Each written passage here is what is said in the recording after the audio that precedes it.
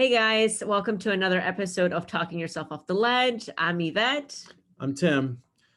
We have some great guests today. They're actually my parents, and they're going to share a little bit. We have Tom and Diana, and they're going to go into their story of their part in my addiction and addiction in general, and how they grew and learned and how they were affected, and the end outcome of being able to talk themselves off the ledge. So why don't you guys get started? Yeah, that both of us pretty much grew up in your typical, what everybody knows today as your 50s family. That it was a mother, a father, dad had a good job, mom stayed home. We had a house in the suburbs, and went to church. That's what people did. Mom was home, always home with the kids. And we wanted to just really stress it was a different time. We both had the same town. We grew up in the same town. Same kind of upbringing, and my dad loved to go camping. And so every summer we look forward to maybe 2 or 3 weeks going somewhere all over New England or Canada. And it really helped me get a real great pleasure out of nature and outside and everything else. But my world was a little disturbed at a young age. That at 13, my dad passed away, and I happened to be the oldest son at home. And while my mother's friends and people around would come over and help her out, I had one of her friends, we were privately together, I don't know, cleaning or doing something. And she said that, oh, now you're the oldest, you're the man of the family. You have to take up all the responsibilities. And you were how old? 13. 13-year-old punk kid. Right. And it's like, I don't think I was quite ready for that. Yeah. I mean, if you were confused enough, just throw that on top of it. Yeah. Yeah. And he died sitting right next to Tom. Yeah. You guys were out of town. You were alone with him in an auditorium. Yeah. And it was like the trauma of that. And then now you're the man of the family. Yeah. And so that turned my world upside down a little bit. Yeah. How do you think you cope with that? Oh, that came out good and bad. Because I was responsible and things like that. But as you get older, you want to try different things, and I didn't have the restrictions of having a father around anymore. So it was like a little extra freedom that I really didn't need. Mm-hmm. So but I dabbled in different things, got into my own trouble, but I got a taste of it. And that's when I decided that now there's that path I don't want to go down. Mm-hmm. Right. I don't want to be on that road, that it doesn't really end up helping you or helping people, and try to keep on a straighter path and go a different way. Those are good. And that's where thoughts for a young male without a father looking over his shoulder. Those are some strong, profound thoughts to have. Oh yeah. And then being in high school, I found the girl I was going to marry. Yeah. Who was that? Settled down with. And I told her I'm gonna marry you. And You she told her. said, no, you're No, not. you're not. We're too young. We're just kids. And I don't want to think about that. I even went down and got out a calendar and looked in the future. And I said, this is when we're going to get married. They call that positive affirmations. And see, that's how I switched. I'm going from down that wrong way to now steering to the goals I wanted to have, which was what my parents had. You know, I wanted to have a wife and a family and a good household and a home. Not a house, but I wanted to have a home. Yep. And I tried to do different things that would lead to that direction. And it was great being in high school that I would just had that attraction that, yep, I found my wife. Hmm. And that was only a few years after he died. And we're talking 3 years after. yeah, 3-4 years. I didn't meet him until 3 or 4 years after. Yeah, and I pulled out a calendar and said, this is when we're going to get married. And it was like 3 years in the future. I was a month off. So, Mom, Yeah. what was your response to all that? You're an idiot. You're a punky kid. We're too young to be thinking about this stuff. You got a hot temper. I will never marry anybody with a hot temper. You got to do some growing up before I even think about that. And he did. And he did. But he was responsible. And I liked that. A hard worker. He was responsible. He was not a stupid kid. I go to her dad and her mom to ask her for her hand in marriage. And they both said, it's about time. So we've been married for what, 150 years now, I think, something like that. What is that? How old does that make me? Yeah, I don't know. They waited. Yeah. Yeah, we waited. And so that course I wanted led me into work. And I figure I was working, I don't know, 65 hours a week. Wow. For 30 something Yeah, years. that wasn't just an every once in a while when they have overtime. I mean, I remember that my whole childhood. It's, you know, sun up to sun down, and Saturday's half day every my whole. But I wasn't sitting around eating bonbons. No. So we were both working full time, trying to get pregnant now. And it took us about 5 years. It did. 5 years. It took us a while. We were trying. And we wanted to start after 2. Yeah. But there were problems. And we got them solved. And we were blessed with our first son 5 years later after we got married. Right. That's when we started really feeling more and more. Yes. Right. Even before that. About God, the miracle of God and who he is and see, miracle of life. Like I said, I went to church and all that and everything else with my family when I was growing up, but I tried to question my faith and my beliefs, and with my dad dying and wondering what's all this mean and why would he take him away from me. So I questioned everything a lot more with my faith and said that there has to be more than what I was taught at a younger age, and more developed not a religion but a relationship, and tried to set our family in that direction. Yeah. As well as, supporting the typical thing, a roof over your head, 3 square meals a day, and kids that had fun.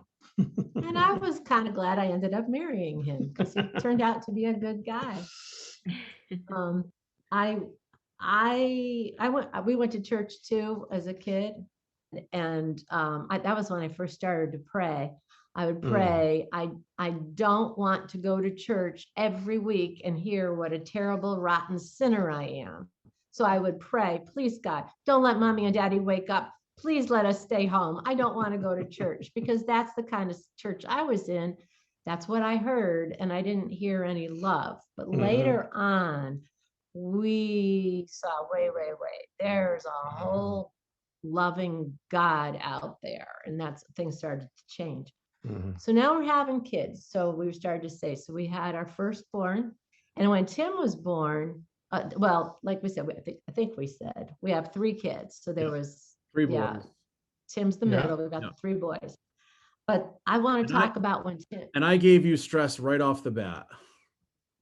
Right Yeah. when I was born, I gave you some anxiety. I had a little bit of a medical issue myself. Yeah, exactly. So I was sound asleep. I was in the hospital. He was maybe a day old. And I woke up, it was around midnight. I woke up out of a sound sleep. And okay, what I'm going to say is going to sound very weird to some people. It was weird to me. Yes, I have. But it was becoming more and more natural to us. Yes. I sort of woke up, and my hospital bed was surrounded by 7 white robed figures, 3 on each side, 1 at the foot of the bed. And they weren't student doctors. I knew that they were angels. They didn't speak to me, but I didn't hear words or see faces. It was a knowing inside. And they said, I heard somehow, don't be afraid. I was not afraid. I had total peace. And they said, don't be afraid. You're going to hear something about your baby, but don't be afraid. He's going to be fine. Just believe. I said, oh, I believe. And it was like this peace just washed over me. And then I looked at my roommate and realized our curtain was pulled. She had her baby. All the babies were out for their midnight feeding except for mine. So I thought, okay, I think I'm going to go find out what this is all about. But this total peace was all over me. So I go out to the nursery. It's like, wonder where my baby is. Well, there's one baby in the whole nursery. And it was him. I could see his little isolette, they call it, those little isolette. And the nurse was on the phone. And, oh, by the way, that's the hospital I used to work at. I used to work as a nurse at that hospital. I knew that nurse. I worked in labor and delivery, and after, with babies and all that, obstetrics. And so I knew what she was doing, and I could hear, and she was sending my baby up to neonatal intensive care. And she hung up the phone, and she turned around, and she saw me at the window, and she goes, Diana, what are you doing here? And I said, I know there's something wrong with my baby. He's going to be fine. And she goes, who told you? Nobody told you. Well, you're not going to believe this, but I think some angels told me. I saw angels, and they're the ones who woke me up, told me, I knew you were going to be here, and I knew you were going to be sending him up there. Like somebody cut her off from the pain meds. Exactly. And that's what, I don't know what people thought. I don't know what people thought. It sounds crazy. So anyways, too long of a story. I'll cut short. You were up there, and they found you had a hole in your heart. It's not the worst kind that there could be. And if it was the typical, it'll close within the first year or so. It shouldn't be too bad. So now we have to go to a specialist have to Right. bring you in and Right. check you out, what, every 6 months or a year? Every year. Every Yeah. year. Pediatric cardiologist every And year. they said that usually if it's going to close up naturally, it will close up within 3 years. Something like that. I don't remember the time, something like that. Right. The point is we went year after year. It was still there, still there, still But there, still it was manageable because you were a wild little kid. there. Yes, no problems at all. No. Him, Active. He seemed fine. active. He was nonstop. He was very, very, very. So anyways, this was the coolest part when one year we went. And it was 4 and- years. Something like, again, it doesn't matter, Right. but it was past the time that they Right. ever Then said. past the normal time that they said it would naturally close. And they're listening to the stethoscope, and then they're bringing another one in, and then they're checking this other stuff, and then I see the look on their face, and it wasn't a bad look. They get the head honcho, the top pediatric cardiologist, comes in the room, and he said, "I need to talk to you. It's closed. He has been healed, and there's absolutely no medical explanation for this." And I said, "Well, then what do you call it?" And he smiled and he said, "We call it divine intervention." And that's coming from the doctor. Yeah. Wow. And it's Mhm. like, wow, I think I just experienced a miracle here. Mhm. So we were in a decent town for education of you guys, but I really, really wanted to homeschool. And we talked about it together because with homeschooling was a controversial thing back then. But we did work with the superintendent of the school and met with him like you're supposed to and followed his recommendations of what he wanted us to do. And yeah, all within legal of everything we Right. had to do. And what was the And- motivation for homeschooling? It was spiritual? It was mainly It was- faith-based. Yeah, Yes. Mostly- And teach you the truth yes. Well, the truth, of different which would be different faith-based. aspects. Right. Yeah, yeah. And I know I talked about that a little bit in my story of how you went about doing it, because you weren't a teacher. You had no formal education in teaching, but you would buy the curriculum and study it yourself and break it down into a master planner. What made you decide to do it that way? What gave you the inspiration to come up with a planner and buy the curriculum and do it that way? Well, I don't know. They had homeschool conventions once a year, and we could go and look at different curriculums. We would learn. We had homeschool support group meetings of what other people were doing. So I would listen to, what are you doing? What's this one doing? And what's this curriculum? Mhm. And just sort of shop around and look around. And I knew my kids, and I Right. knew what would work We for could- different. Gear kids. your education based on you individually. Yeah. Because then your brothers would probably get math some other different Everybody way. was in a different way. Whatever was easiest or came natural to you.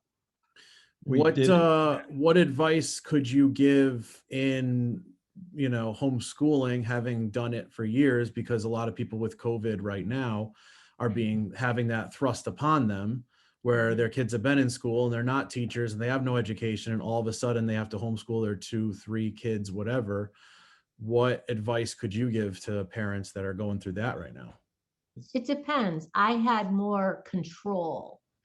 I don't, with the people now, I feel like they have to teach whatever it is that they're supposed to be in Right. teaching. I could teach to a certain extent, however I wanted to do it. Right. So, like, for example, if we were in 3 different grades, well, the oldest, I started him when he was in high school. He wanted to start in high school. So he was self-taught. He was on the computer. He would go to bed with, huge computer language technical books. manuals this thick for light reading, and he would do all and he could do that because I had the freedom to allow him to go the way his interests were. And right now he's working at Harvard doing their computer stuff, it's like some things pay off. And so I guess overall it's kind of knowing your child and yeah, feeding to their strengths, basing yes.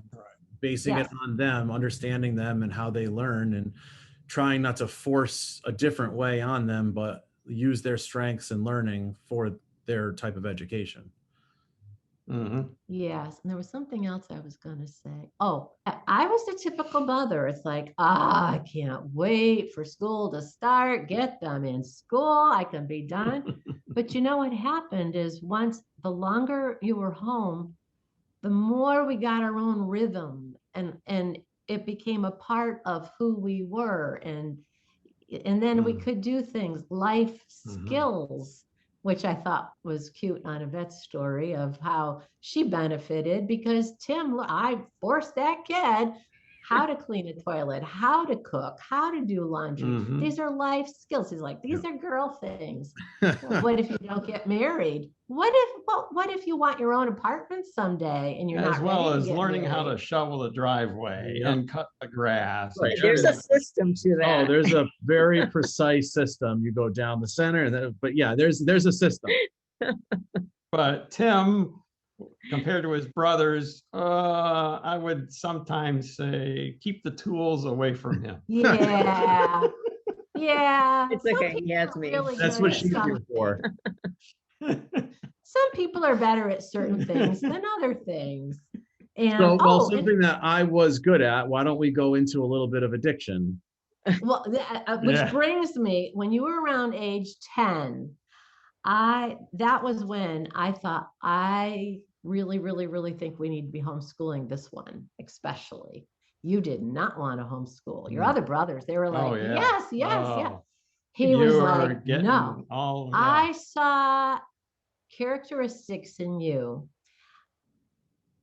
I kept saying, he is either going to be, there was like leadership. You're either going to be president of some amazing something, or you're going to be a gang leader. I didn't know which it was going to be, but I am not kidding. I was so serious. I said, Tom, if we don't do something, all of what I see here in him could be used for bad. And he's got so much good in him. And I'm not sure what it was, simple little things. We went to a field trip and you stole something for the first time, a little candy or something out of the gift shop. When we got back to the car, it's like, where did you get this? Oh, the lady gave it to me. No, the lady did not give it to you. We're going to go back over there. Again, you're around that age. We go back there. They were locked up. I'm banging on the door, making her go, open the door. I need to tell you, my son stole something here. And she was excellent. She stood there and she wanted to hear, and I made you apologize. And she said, just whenever you want candy, you have whatever. She was very good. We're trying to teach you lessons. From what I think, I remember you saying, you don't even remember that. No, not really. I remember the first time I got away with it, not the first time I was ever caught. See, and it's like just how my brain is wired. So I tried, but I saw something. So I thought, all right, you know what? I think I have a little bit of, maybe it's a little, we both have a little perfectionism in us, perfectionist stuff in us. No. You're a machinist, I'm a nurse. We got to fix things. We got to do things right. And I thought, if any of you go bad, I want to know I did my absolute best. What can I do? What can I do to get perfect kids? If you were really, to be honest, that's really, I wondered, what can I do to have perfect kids? Some high expectations. Yeah. And then, my mother said, she's like, yeah, good luck on that. Your kids are always going to disappoint you. Wait, Mom, Mom, what are you telling me? Was I a disappointment? I'm one of your kids. Right. Right. What are you saying about So me? what did I do? He says, just wait and see. You'll see. Nobody's perfect. Well, I know that, but I'm going to do the very, very, very best I can. So somehow addiction creeped into this perfect little house with this perfect family. And So what then was your response to that? Like, so when that started happening, what was, because I mean, remember you did actually get some kind of like professional help. You saw me see a counselor. yeah, yeah. And we were worried, like, could you be an alcoholic or something? And so we went to go see him. And he said, no, I think he's a binge drinker. I said, well, just a binge drinker, is that good news? Is that bad news? I mean, what are we going to do? Let's Yeah, and I fix wasn't him. even close to 21 yet. Right. Not even Right. close. We weren't even 18. Yeah, 17, 18. Right. I honestly, to tell you the truth, it's very foggy. A lot of this is foggy because it was a very hard time for me. A lot of denial. Yes. Because at this point you had done, what can I do to have perfect kids? I homeschooled. We went on one income. We were faith-based. We brought them to church. They had friends in church. And when this started happening, denial is the first thing that's going to creep in. Right. But I wasn't too much in denial. I was to a certain extent, but I was never the kind of parent that would say, not my kid. I never was like that. And I always said, if anybody knows that my kids are doing something, let me know. I want to know. I wasn't stupid. I was a little bit on the naive side, but not completely. As a nurse, I mean, I was certainly aware of some things.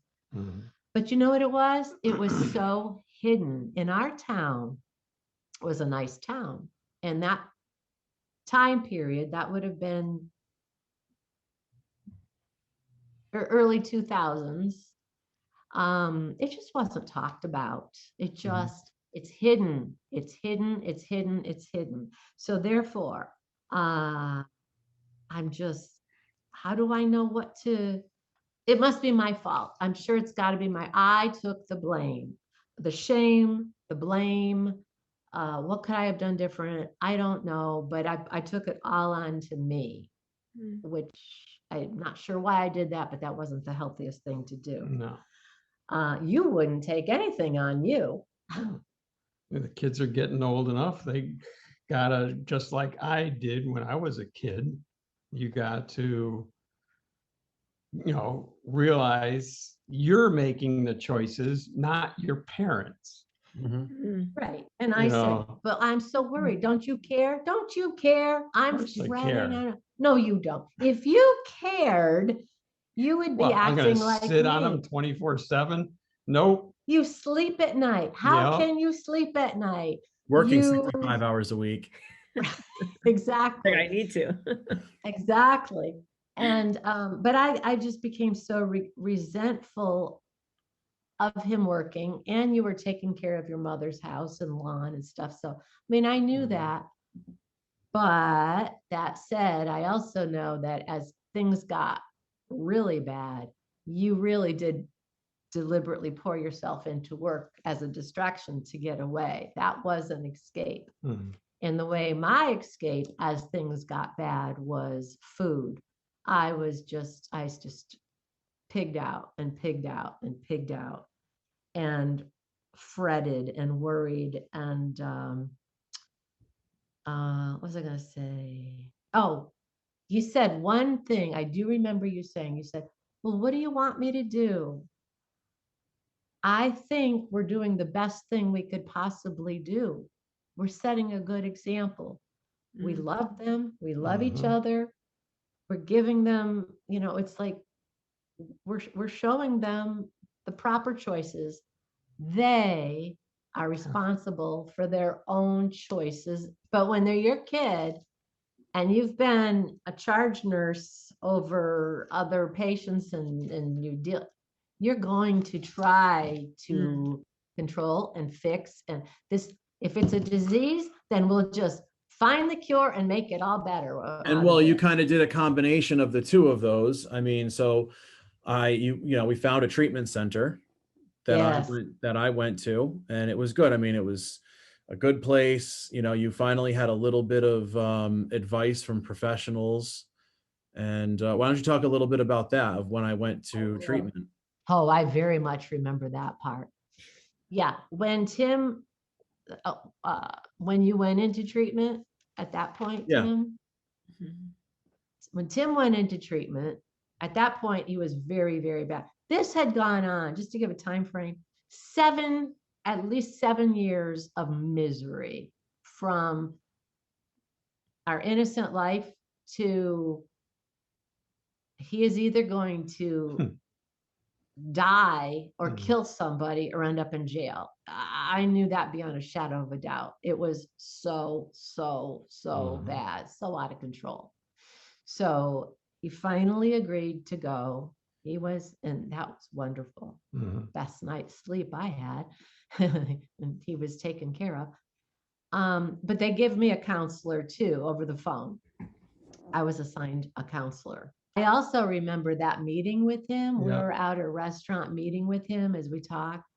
I couldn't stand this guy. He didn't know what he was talking about. He was a real nice guy. Yeah, because he's saying things to me like, you've got to let them go and you've got to stop being concerned and you've got to. I said, no, they're my kids. I'm going to love them into it. I didn't know what tough love was. I worked with babies. I didn't work with teenagers. I didn't have a good concept. I did not want to accept what he was saying. He was giving us excellent advice. So yeah, Tim's in rehab, and I had a counselor assigned to me by phone calls, and he would check up on me and he would say things to me. And one of the things he said to me, and again, I didn't like this guy either. It's like, what is it? I don't like these counselors. Not telling us what we wanted to hear. He said, he's been playing you. This is basic addict 101. Find the weakest link to get what they want. Mama, you are the weakest link and you need help. And I said, I am not a weak link. I'm strict and I'm strong and I'm this. He said, sometimes if you might be this good and they're better, you got to, whatever it is, you are still the weak. You may be a very strong, weak link, but you're a weak link. You need to get help for yourself. And I said, but I don't care about myself. And he said, that's my point. Yeah. Exactly. You've got to get help for yourself if you're going to think that there's any way that you could ever possibly even think of helping him. But see, I was having problems with this and I could not comprehend it. So so you were in rehab for a while. Then, like in your story, when rehab called to tell us that you're considering leaving early, I said, what? Okay, no problem.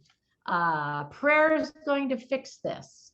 I'm gonna get all these prayer people and we're gonna pray and, storm the gates of heaven, and don't worry, he won't be going anywhere. God's got him here.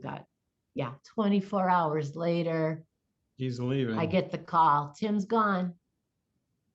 What do you mean he's gone?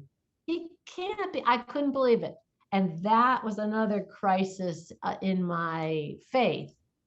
And I got so mad at God.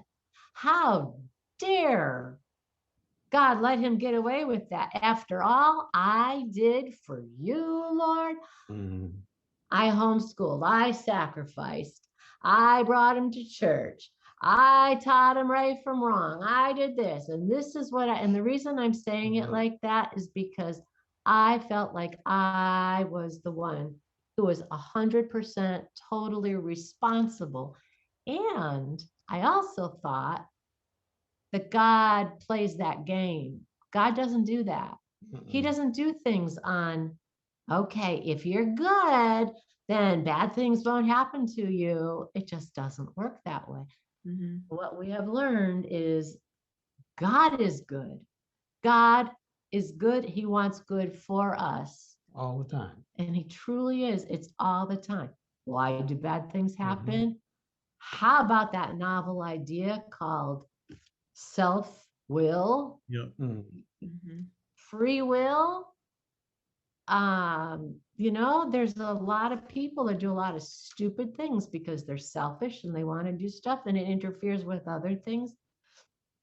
That's not what God wants. So, yeah, I was so furious. That really messed up my God stuff. And then is it with Florida House where you talked to that counselor and he told you?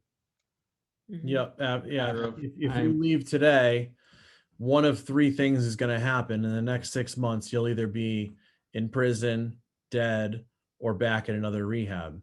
And when I did leave, yeah, I mean, we had pretty much zero relationship. I didn't go live back at home. I didn't get my job back. I wouldn't let you. Right. Yeah.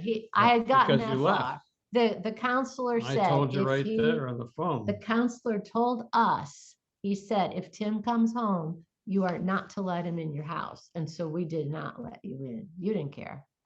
So, which brings us to the part of when you got arrested. You were in our house. Yep. I think I weaseled his way in. Well, He I worked you guys. called, a storm came through, and I called and said, hey, I'll come by and clean up the yard and rake and cut up the leaves, cut up the branches and do the leaves and the lawn, you know, for like a couple bucks or whatever. And it was like, all You right. wanted a meal. And I said, yeah, you want money. I said, I'm Right. not giving you a penny. I'll Right. feed you lunch. You clean up my yard while Dad's working. Because it was after the hurricane. It was Right, a yeah. hurricane. You clean up my yard, I will feed you. I'm giving you not one penny, but I will give you food after you work. So I said, and then you're out of here. You are not staying here tonight. I was, you know, I was getting somewhat better at that point. That little bit with that counselor helped me. So thank God they let you clean up my yard. Yeah. It was a hot day. You cleaned up the yard. Everything was set. You're in the shower. And then I get a knock on the door and I open it up and bang, cops are in my house and they're looking for you. And it's like, well, yeah, he's here, but he's taking a shower. Can I get you some coffee? You could sit here and wait for him. I'll let him know that you're here. And I think they were Like my oh. receptionist. Yeah. Right. They were like, no, that's okay. We'll take care of this. Thank you. And They stormed into the bathroom. they stormed in and yeah, it was, they took him out, and you never went back to that house again. Yeah. But afterward, of course, they had to be tough with you. But then when they were left with me, they were so amazingly compassionate. I could not believe it. And at one point, I just broke down. There were some female officers there too. They put their arms around me and they said, I kept saying, this is all my fault. They said, this is not your fault. Your son did something bad and he's got to pay for it. You did nothing wrong. This could be any one of our kids. That's what the cops and the detective, this could be any one of our kids. It's addiction's fault. So now he's in prison. Okay, well, this is a new experience. Well, what does mommy have to do? Mommy's going to go visit him every time she can because I have to love my son and I'm going to love him into health and I'm going to make him all better. And so there I was every week visiting you, letting you know what things are going like at home. I just wanted to give you some normalcy. And see, I wasn't even allowing you to really get the full impact. So then slowly, it was Christmas Eve. I went to visit you. I was feeling sorry for myself because my son isn't going to be home for Christmas and we're going to all be together as a family. Well, I walked in there and it was devastating to me. There was young mothers and children all there wanting to see their husband's boyfriend's Right. father, whatever. And I'll never forget this. But mommy, why can't daddy come home with us today? Santa's coming tonight. And she'd say, well, because daddy did something naughty and he has to stay here. Well, I did naughty things. Does that mean Santa's not going to come? Does that mean I have to stay here? It was heartbreaking, the things I heard. And so there I was, Miss Goody Two Shoes, who I didn't know a clue about addiction. I never prayed outside of church or in my own house or in my Bible studies. And by the way, when you got arrested, I had to cancel that night's Bible study. It's like, this is all I did. But there I was. Now it's like, okay, you know what? Enough about me. My son is a grown man. These are little kids. And I'm out in the parking lot and I am praying with these crying mothers and I've got my arms around them. And I'm like ministering to them. And this is where God started to become more real to me in prison and in my pain than he ever was in a church. Because it was raw. It was real. It was not fake. No, it was real. So then one day I go to visit you. One of my many times I go to visit. We were both there. We were there. You were there too. And I did go. You did. Enough. You did. We went together, usually.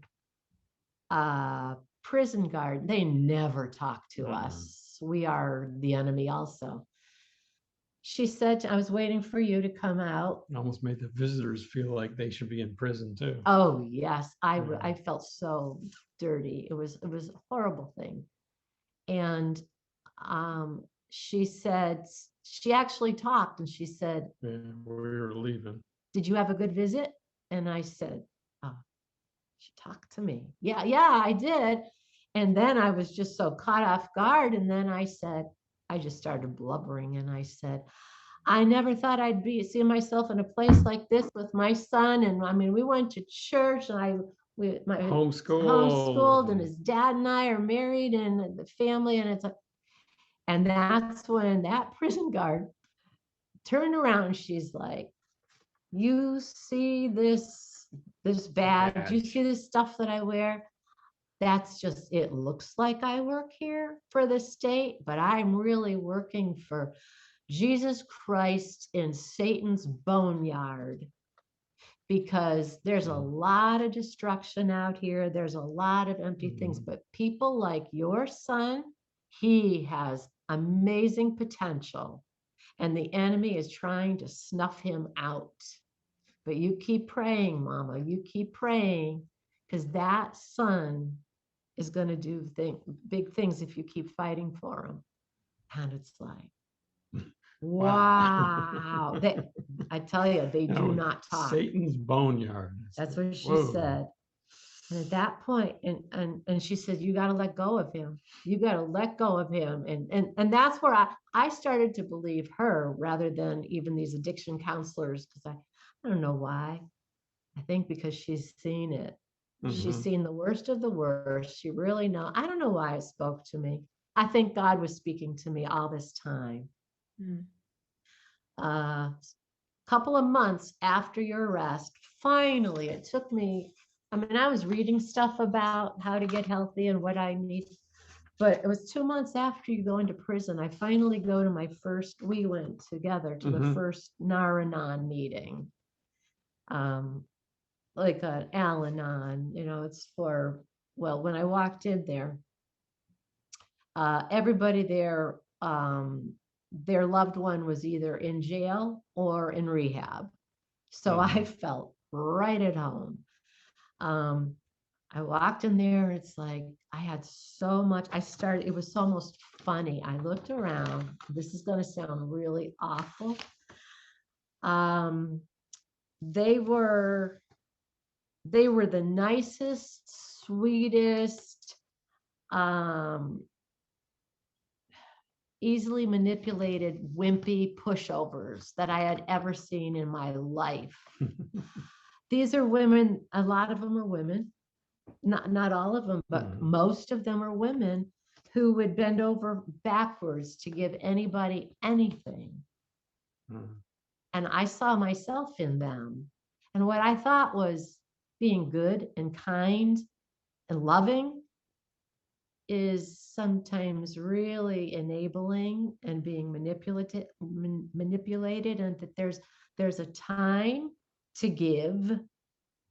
You got to know what to give. I think that's what it is. You got to know what it is you're giving. And sometimes giving them over to themselves, giving them over to their own consequences for their actions is going to do a whole lot more than giving them mommy who's going to come visit. And that's when I really, really started to let go more and more and more. I even remember one time you asked for a TV, you wanted money for a TV in prison. I said, you'll do fine without a TV. Forget the TV. I'm not giving you money for a TV. No. He's like, no. Not that we ever gave you everything. We certainly were not any parents to give you everything. Yeah, I mean, it didn't really surprise me that much. I mean, yeah. But you were still trying because now, I would definitely try. I would take a shot, but it wasn't like I expected you to do it, you know? Yeah. I definitely didn't expect it, but I would definitely take a shot. Yeah. Hey, can't hurt. But now I'm slowly starting to grow a backbone, little by little by little. And I am going to read a paper. I found it in my journal. And it's a dream. And I think, again, I really believe this dream was from God himself talking to me in a language I can understand about babies and children and stuff. And that's when a lot of this clicked. And I really started to get more help after this. You had only been in a month and a half. Okay. I'm going to go quick. This is a dream. I was with a very attractive guy. We were walking city streets. There were wounded babies everywhere. It was like a war zone. He was a superhero who would help the crying, hurt, messed up babies. I fell in love with him because of his compassion. I loved being with him. I felt so peaceful, so secure, so strong. But I noticed he did not help every baby. They were all crying. They're all crying. And he would step over some of them and not help them. And I'd tell him, we got to go help these. And he said, his superpowers don't work in that way. So what do you mean? Well, then in that case, I'll do it. I'm a nurse. I'll help them. They're so disgusting. They're smelly. I'll clean their wounds. I applied their medicine. I wrapped them in bandages.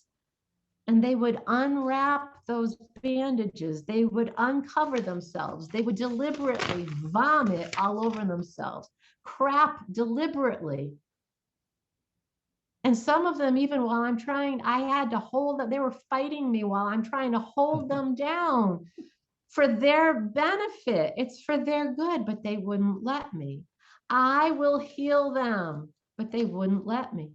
My superhero felt sorry for me. He was getting tired of watching that happen. So he gently made me stop. I was so upset and so frustrated, and I was crying. And he said, I'm so sorry that you had to get to this point, but this is the only way for you to see for yourself. No matter how hard you try, they can't be fixed. Some of the babies, they're not crying for help. They're just crying because they're not getting what they want. You got to know the difference. That's when my superpowers don't work. My superpowers work when they cry for help. Those are the ones I help. Mm. And I saw, so I said, well, let me see where then he told me that we had to say goodbye. We had to leave. And I said, but he had to leave so that other babies would cry for real help. Because as long as they saw me there and the superhero there, they didn't see a reason to cry for help. Mm. We were waiting for them to actually cry, even though they were cut. Yeah, here it goes. Even though they were bleeding and bruised and cut up, they were afraid. They knew that getting their wounds scrubbed and stitched would hurt. See, they didn't want to get any better, because getting better means pain. More pain. Healing hurts. It's not until my superhero told me, it's not until their wounds hurt more than the healing process that they can finally cry for help. Mm. Well, can't we at least give them something for their pain? I asked. Wouldn't that be the compassionate thing to do? No, that's worse. That's dangerous. The pain would never get bad enough for them to cry for help. They'd never get better. It's pain that motivates them to cry for help. Pain is their only hope. I didn't want to end it, but out of compassion for those wounded babies, I said, all right, I guess, well, who's going to help me then? And he said, only God can. He knew it would take you this much pain to get to the point where you're at right now, for you to really trust in him alone. Mm. No more trusting in what you think you can do. No more trusting in superheroes. Trust in God. God was waiting for you. Now the babies can cry for help, and he can help them now that you're not getting in the way. Just wait and see what God will do. Remember, those are his babies, not yours. And after that dream, I woke up and it's like, whoa. I really was very much in the way, and I got to get out of the way. And I got a lot more help. Tom had always wanted to move south. We wanted to retire down south. I said, sick of shoveling snow. I said, I will never, never, ever leave my son in prison. He needs me. But you know what? I thought, no, you know what? I'm leaving. And that was this was a process. It was a process. And it wasn't overnight. No, by no means was it overnight. It was a long process. But then I started to learn, and these are a bunch of notes of things that I learned. This is stuff, again, I write in my journals. I write out my feelings and stuff. And I'll just read some of them. I learned that letting go and letting God was the best thing I could do. Mm. That without my interference, my son could find recovery. Mm-hmm. And I realized, the only way you could get help is for you to look for it. Mm-hmm. What we wanted doesn't matter. Him, you mean? Yeah, personally, you had to look the person for yourself. Right. And at that point, if you did that, that means you're ready to listen. Because you're crying for help. Because you're crying for help, not because you want what you want. And not just listening to us telling you what to do. I learned that I needed to see my son as the young man that he was, not a helpless little boy that I felt like he was in my heart. Mm-hmm. I learned that the word using didn't just mean using drugs and alcohol. It means using me. Mm. I learned that when I choose to stop enabling him, he would find someone else to do the job, but it's not going to be me anymore.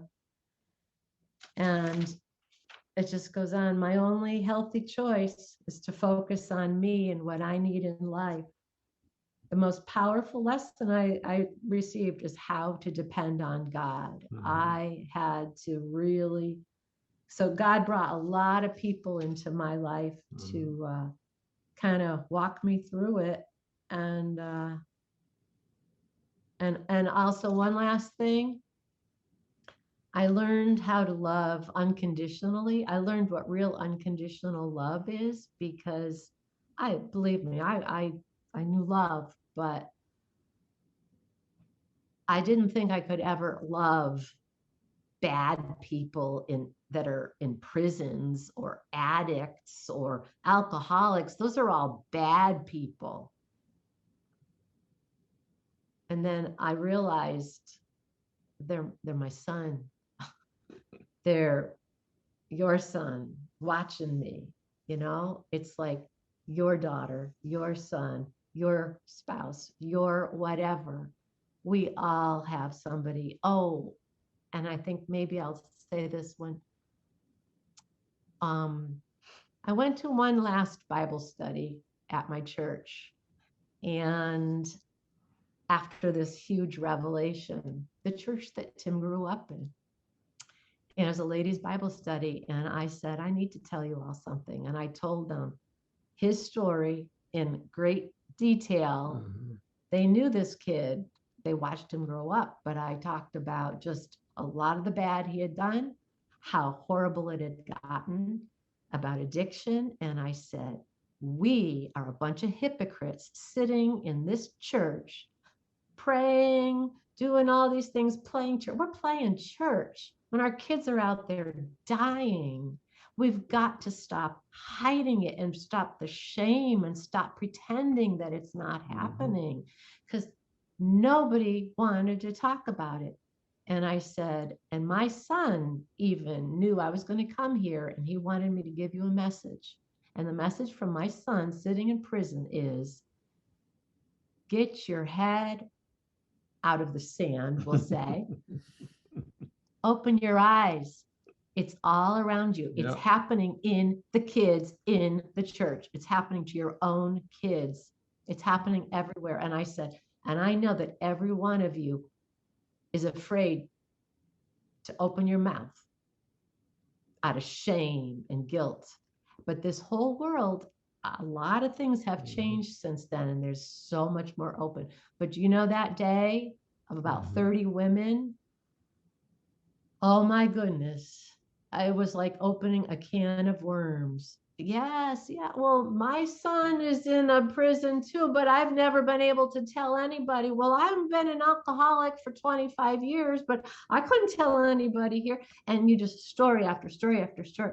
And I think that's when things started to break, and things started to break around our town.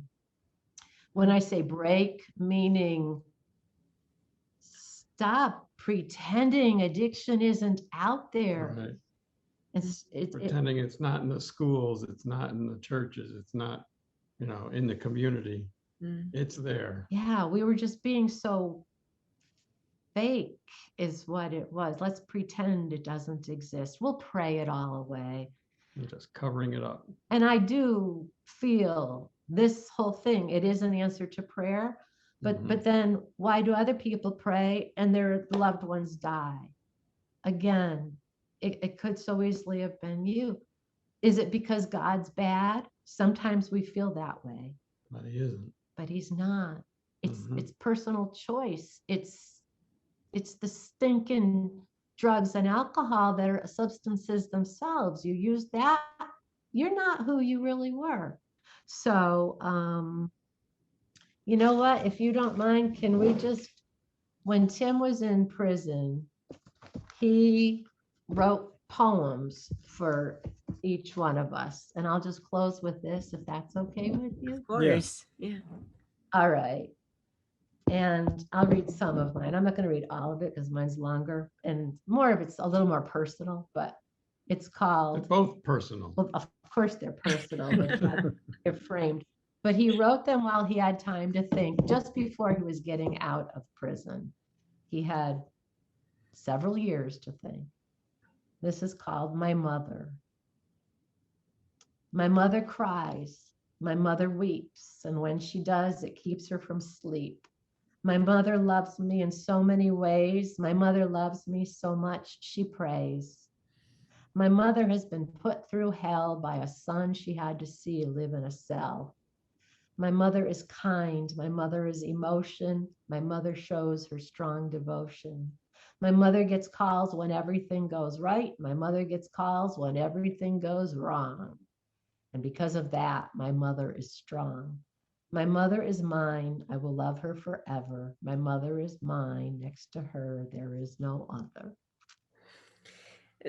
This like, I tears me wrote up. that and it still gets me. It's It like, really- how did I write something like that? The first time we went down to South Carolina and you guys read these to me, like I'm having the same reaction. It really gets to me. Because knowing I you thought guys of it 9 too, years ago and it still gets me. it's so honest and genuine. And Yeah. you had, like you said, like you had time to put it in paper. I was and like, I think. remember I was like going to sleep. I was kind of in that like sleep thinking zone. All right, I want to hear your dad's. I like his too. Yeah. Oh, yeah. And I like his too. Because and- I've always been Yeah. the quiet, shy type. I'm always I'm there, but I'm in the background. Mhm. I like to hold my tongue and observe. Yep. And I'm just very quiet in that. Strong silent type. Yeah. Well, sometimes strong. But my father loves his wife. My father loves his sons. My father loves his God. My father would drive me to football and back. My father doesn't know the meaning of slack. My father is quiet. My father is reason.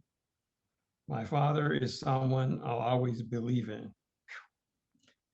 That's putting a lot on somebody's shoulders. It's like, whoa.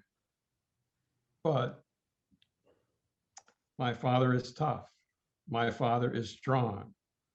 My father cries inside when I do something wrong. And boy, that's so true. My father will fix.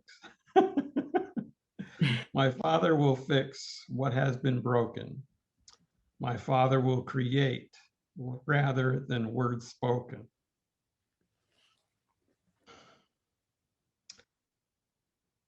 My father will always be my rock in a turbulent ocean. And it's like, whoa. And he thinks that you're his rock. But see, the truth is when I was watching your story, Tim, that you posted up, the Tim's story, and I thought, oh, what amazing parents he had. They had it all together. Wow, they knew what they were doing. You know what? They didn't have a clue. They were scared rabbits, clueless, petrified, terrified. We didn't know what we were Learned doing. it's one day at a time. But God is our rock. And that you put how he is your rock. And in my journals over the years, I have found that there's many scriptures about God being our rock. And it's like that, in a nutshell, is what talked us off of our ledge. Is he was our life preserver, our rock, that sure foundation, and just anchor to hope. And he was our anchor to hope. And there was always hope. And speaking of hope, when Tim was born, Tom gave me a teeny little plant. It was in a little cup. It was in a little teacup. It had one little leaf. And I call it's this plant, and I call this the Timothy plant. And It's as old as Tim. it's as old as Tim. And when Tim got really, really bad, I'm telling you, it went down, it died. It was dying, Almost died. withering, withering, withering. I'm thinking, how can I fix it? I don't know what to do. This is awful. It's very emotional. I did not know that Tim was relapsing at the time. I didn't know that. All I knew is I couldn't take care of my plant. Something was happening to it. It was down to one leaf. I literally prayed over it because it's a sentimental plant and I didn't want it to die. And so I prayed over it and it had one little leaf. That's all there was left. We go up there, we're visiting you guys. And that's when you guys both told us that you both had, he had relapsed, you were relapsed. Things were very, very bad. And I showed you that picture that I had taken of that one little leaf. Do you remember what I said to you, Yvette? No. I said, there's always hope. There is always hope. As long as it's still alive, as long as you've got one flicker of life left, there is always hope. Always. And that's another thing I really want to leave with. There's addiction stinks. I hate it, hate it, hate it, what it does to families and people. It turns people into a whole other thing. But as long as there's life, there's still hope, even if it's down to its last little leaf. There was definitely a lot to that, but I think that even though you say, you didn't know what you were doing, I think you guys always had the foundation that you built in the beginning when you first started, having kids, started going, building your faith. I think that is what guided you along everything that you went through. And I think it's an amazing story that you guys have. And you are one of my favorite people. Like, you guys are awesome. And I'm glad to be part of the family. And we're glad you're part of our family that's too. for sure. You really, really are. Yeah, and I know it's definitely tough reliving it, but I appreciate you guys doing it. And I couldn't ask for better parents. And at this point, I couldn't ask for a better son, although I might have wanted to. Wouldn't have said that 10 years ago. Yeah. But you know what? I always loved you. Oh, I know that. And that's like God's unconditional love to us, no matter what we do. If I kept thinking, if I can still love my son as horrible as he is, how much more must God love us? All right, guys. Thank you for this opportunity. Loris, thank you for sharing. Thank you. We love you guys. We love you too. All right. Bye. Bye.